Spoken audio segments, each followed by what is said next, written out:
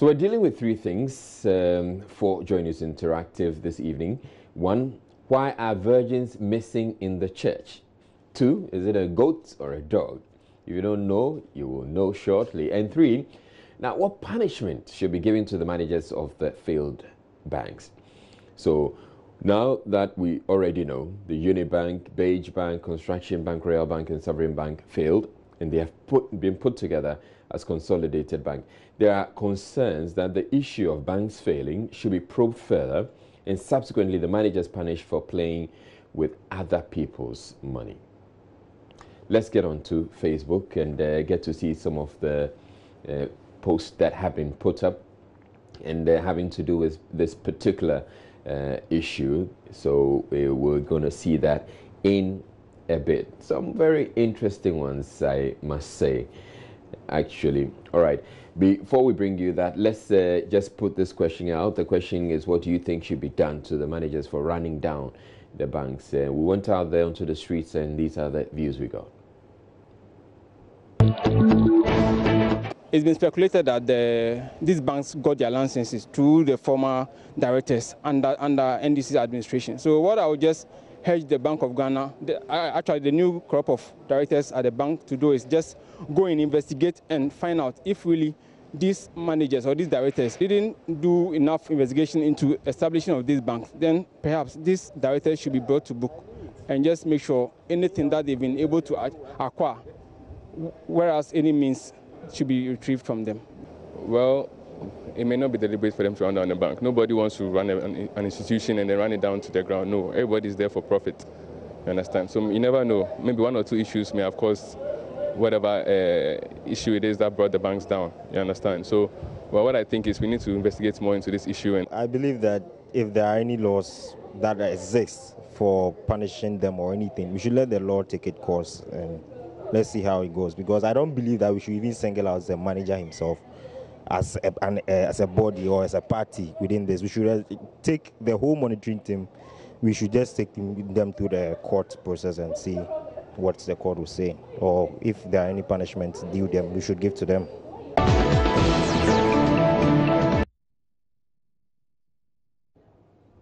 So most of you believe that crimes have been committed, and so the appropriate authorities should be able to deal with the issues. Let's get on to Facebook. As I indicated earlier, I was going to share with you a post on Facebook. So Ace Annan and Kuma says there was a time when to rob a bank you had to find a gun and a face mask. Today you just set up your own bank and rob it.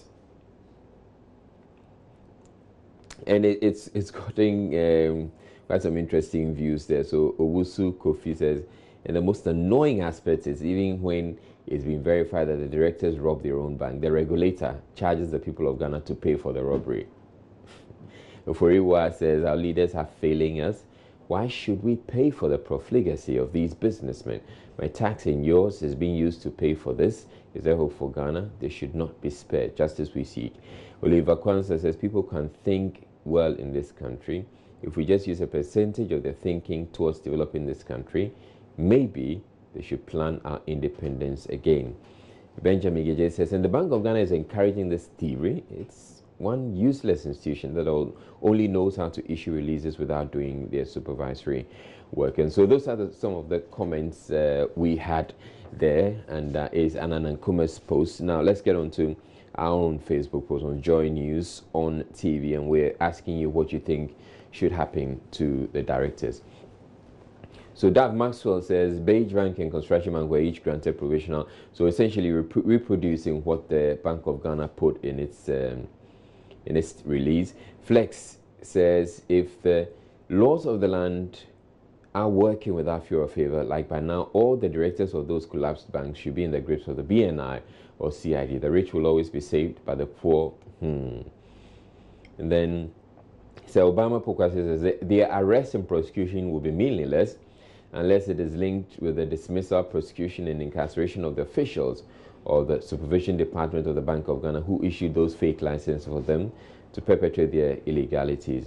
Sherry Suleimana says these managers should be prosecuted to unravel the wrongs they've done in respect of the matter under consideration to the appreciation of the public, and thereupon allow the law to treat them in consonance with their actions. The BOG should also learn lessons from this issue and put in place proper checks to detect future false pretenses. Kwesi Boateng says, since after the collapse of the bank, Ghana has to raise money to offset any outstanding debt left behind, the said directors need to be held personally liable for the mess. Some of these directors are mafia rough. And then Benjamin Brahima says, if they were petty traders, national security would have been there in no time for investigations, but because they're high-profile persons, they feel reluctant in discharging their professional responsibilities.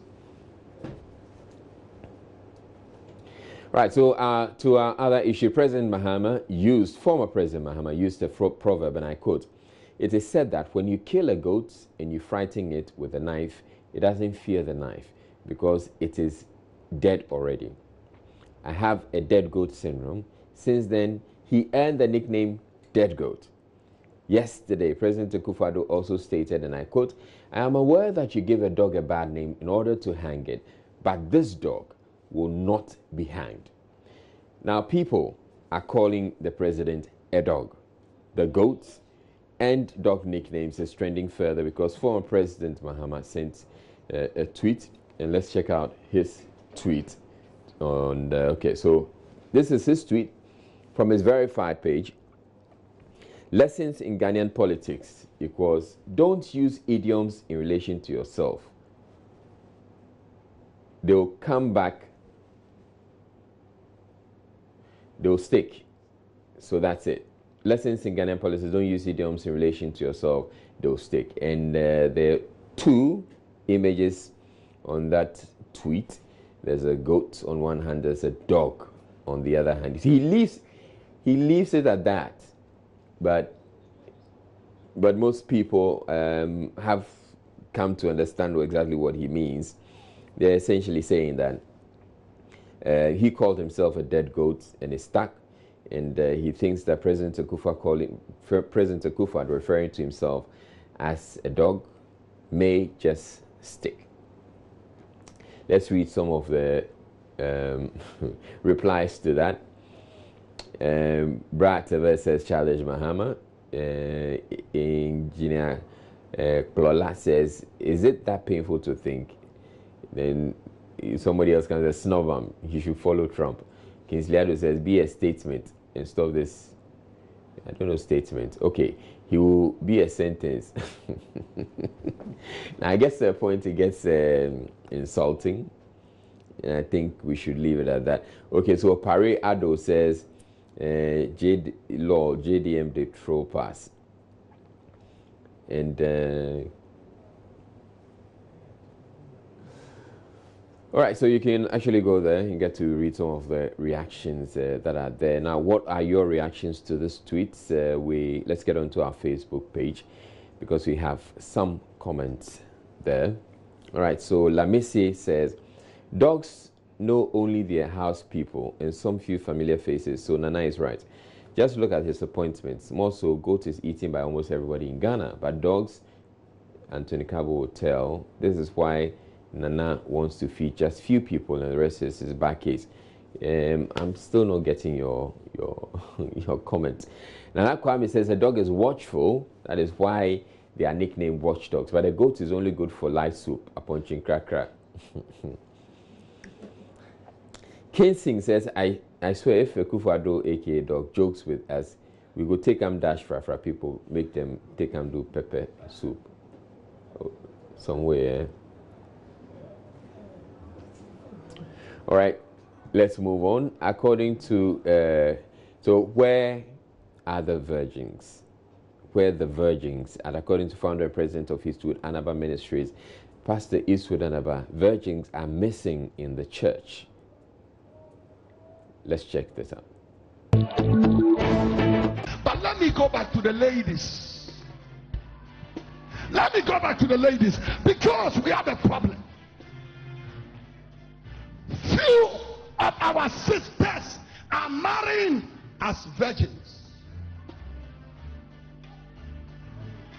Virgins are missing in the church.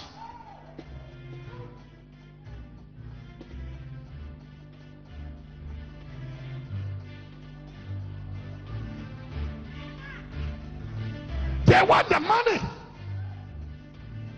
22-year-old girls want to drive a car. 23-year-old girls want to own a Land Cruiser and a Range Rover. May God have mercy on our generation. May this backsliding apostate spirit leave the church of Jesus Christ. Come on, somebody shout. All right, so do you agree that young ladies are selling their virginity for wealth? Yes, they are quite ambitious. Because most of the ladies nowadays want to be independent, so they want to strive to achieve whatever it is they want and not depend on any man for anything they want in this life. I agree to disagree because, as I said, you know, it's not every big woman you see or woman you see around who drives a very posh or flashy car has to sleep her way to gain those things. No, others work hard. Entrepreneurs do business, invest, do business. So I still think, you know, there are still virgins in the church. Ladies are ambitious. There are good ones there. And I think that everyone is ambitious.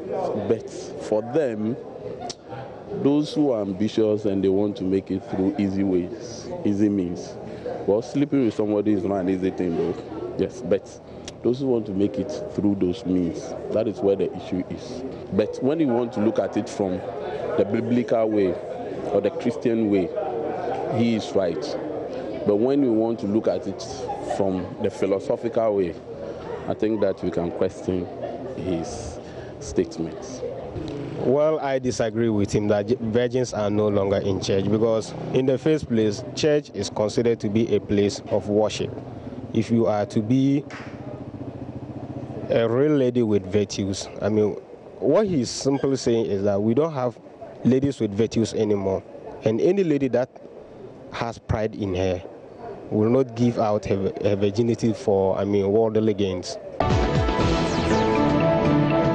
Well, those are your thoughts, but that's how we end the bulletin. Join us, interact with that.